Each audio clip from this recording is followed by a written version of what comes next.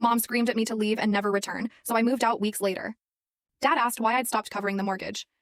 Can you believe your whole world can crash down after a perfectly normal Sunday dinner? One minute, you're sitting there, trying to pretend everything's fine, and the next, your own mother is screaming at you to get out and never come back. And this time, I actually listened.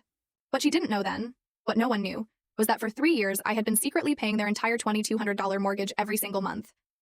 The look on my dad Richard's face when he called weeks later, asking about a bank notice, that was a moment I'll carry with me forever. Growing up in the Hamilton house was like living on a constant battlefield, always walking on eggshells, especially around my mother, Gloria. From my earliest memories, it felt like she had these impossibly high expectations for me, specifically designed to make me fail. My dad, Richard, he was the classic peacemaker. He'd slip into my room after one of Mom's storms, assure me everything would be okay. But he never actually stood up to her. He just smoothed things over temporarily until the next explosion. There were 5 of us, my parents, my older brother Justin, 36, my sister Elizabeth, 34, and then me, the youngest, at 32. As the baby of the family, I bore the absolute brunt of my mother's evolving disappointments. Justin escaped to college at 18 and practically never came home. Elizabeth followed 2 years later, leaving me alone with my parents through my senior year of high school, absorbing the full, crushing force of my mother's critical nature. Every single achievement was measured against some invisible, constantly shifting standard. I'd bring home a report card with 5 A's and 1 B, and my mother would fixate only on the B. What happened here?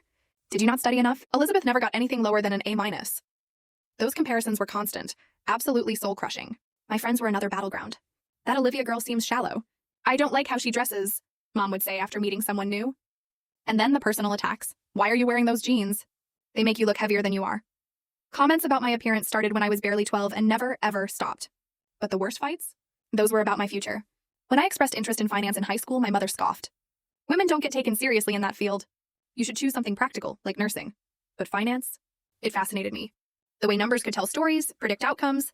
So I secretly applied to business programs, totally against her wishes. My dad had worked as a regional sales manager for a pharmaceutical company for 28 years. He made good money, enough for my mother to be a stay-at-home mom even after we were grown. She took immense pride in their 5-bedroom colonial, with its perfectly manicured lawn and designer furniture. That house was her domain, her accomplishment, even though she never contributed a single dime financially. I ended up graduating with honors in finance from Cornell University.